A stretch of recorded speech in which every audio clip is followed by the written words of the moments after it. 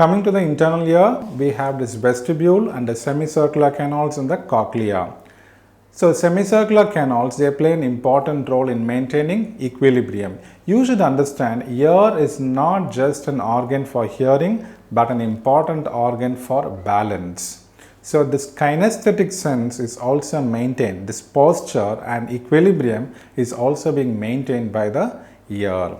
So we have this cochlea, which is a snail-shaped structure, and this helps in differentiating the type of sound impulse. Maybe a child would be crying and at the same time a motorbike would be speeding through. So now your ears, via this auditory nerve, it will help you to distinguish between the cry of a baby and that of a motorbike. Just like the external auditory canal, we also have the internal auditory canal, which lodges the auditory nerve and the facial nerve, so which exit out from the cranial cavity. Now let's see the common pathologies that are associated with each of these parts of the ear.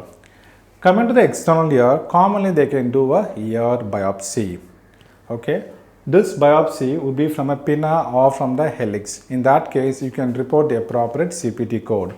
You must distinguish this from the integumentary section biopsy, which begins with a 11100 depending on the type of techniques. But if it is a biopsy of external ear, you can report the 6900 code along with the modifier. Next is, if there is any foreign body in the ear, kids can put peas or kids can put any buttons or any foreign objects inside, and for the removal we have separate codes, and you will have to see if there is any anesthesia being used.